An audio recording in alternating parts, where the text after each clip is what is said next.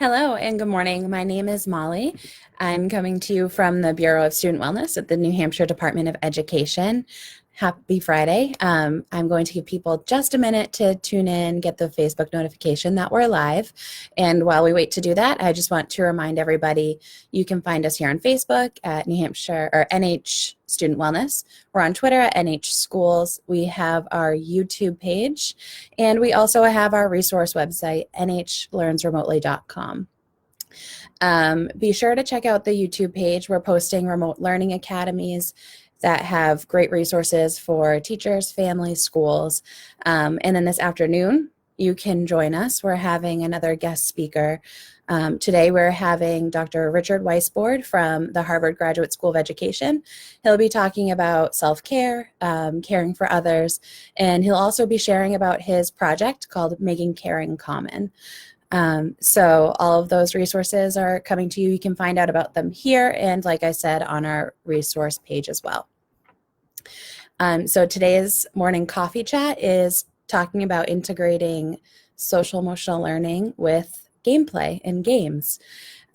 So we know our daily lives have shifted into a new normal that is remote learning, remote working, and it's important to remember time for play. Play is really important to build a lot of skills in students' lives. There's hard skills like reading and mathematics, calculating money for games, and decoding words to follow the rules. But there's also a lot of soft skills you can develop while playing games, board games, virtual games, even card games. Soft skills like communication, listening, sharing, getting along with others, building teamwork skills. Those are all soft skills that you can develop. So I talked about this a little last week, but CASEL, the Collaborative for Academic, Social, and Emotional Learning, has developed 5 core competencies of social emotional learning.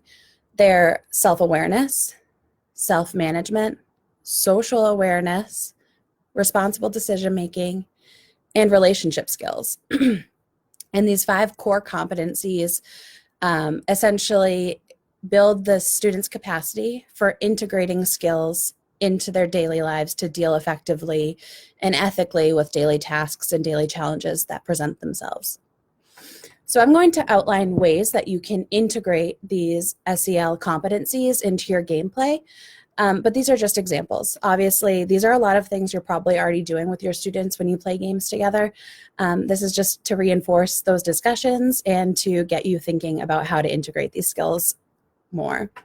So the first competency is self-awareness, which is the ability to recognize your own emotions, your own thoughts, and how they influence your behaviors. So when you're thinking about playing a game with your student, you can ask them to evaluate their own strengths and their own challenges. Have them really think about which game would be super easy for me to win, and which game do I think I would have a hard time winning, or I even could possibly lose playing the game. Having them evaluate their strengths in the concept of gameplay lets them really open up about their own emotions and thoughts about their strengths and weaknesses. Frame it in a growth mindset sort of way, where you can talk about, while I might actually lose playing Chutes and Ladders, I could actually really learn and grow my skills in this way. The second competency that CASEL outlines is self-management. This is the ability to regulate your emotions, your thoughts, your behaviors, and control impulses, manage stress. So recognize when your student is doing those things. If your learner typically wants to play each round, but you notice they control their impulse and they don't reach for the dice when it's not their turn, recognize that and reinforce that positive behavior. Try saying things like, wow, great job not reaching for the dice even though I know you want to take your turn. Or if they're being a good sport, if they lose the game, recognize it. Wow, it must be really hard for you to not win that game. Tell me how it makes you feel. Self-management skills are kind of built into the gameplay. So just talking through how you're managing your own skills while playing the game can also model those for your student. Social awareness is the third competency that Castle outlines, which is the ability to take perspective of others, empathize with others, but also to expand your circle of concern. So when another player wins, talking about how it feels when the other person wins and you lose. Again, modeling those skills. You can even talk about expanding your circle of concern with things like virtual games.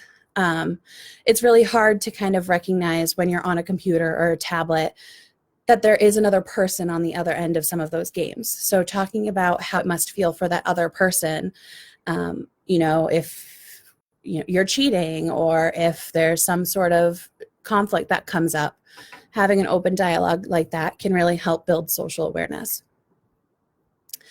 The fourth competency Castle outlines is responsible decision making.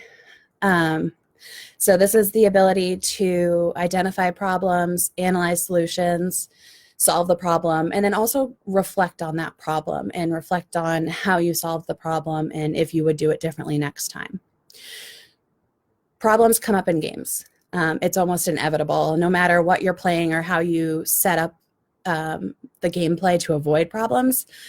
Things like sharing, following rules, not agreeing on rules, those types of conflicts typically come up in gameplay. So just taking the time to really evaluate those issues, identifying the problems, and looking for solutions together really helps students build their responsible decision-making skills. Rather than just saying, we're going to do it this way because X, Y, Z, having a really diplomatic way of evaluating what we're going to do and how we're going to move forward can build those skills. And the last competency Castle outlines is relationship skills. This is, building and maintaining healthy relationships with others. It includes skills like communication, social engagement, listening, cooperation, teamwork. By design, games kind of build in these skills, teamwork skills, cooperation. It's required for most games that we're playing together, tabletop games and the such. So starting a dialogue about these types of skills, especially talking about working together, because sometimes we don't always work together. Sometimes we don't always follow the rules. So share about how it made you feel when they weren't playing fairly, or discussing the environment and why we think people weren't playing fairly and how we could change what we're doing to make it more fair for others. Relationship skills can be modeled. So when you're playing the game with your students, just model what it looks like to cooperate. Model active listening skills, making eye contact and repeating what you're hearing them say to make sure you're understanding. All of these social emotional skills and competencies can be developed over time. Obviously, one game session isn't going to develop every single social emotional competency for every single student. So I encourage you guys to try one of these dialogue starters, or just start thinking about some of these competencies as you enter into gameplay with your students and see how you can integrate some of these skills.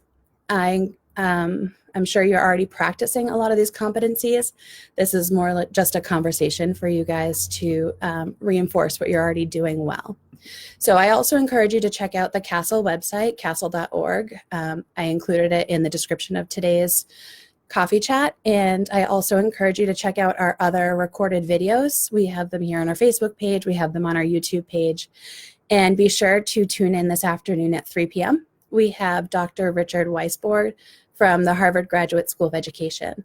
He's going to be talking about self-care and balancing that with caring for others. And he's also going to share about his project, Making Care in Common. So be sure to tune in at 3 p.m. And we hope you have a great morning and afternoon. Thank you.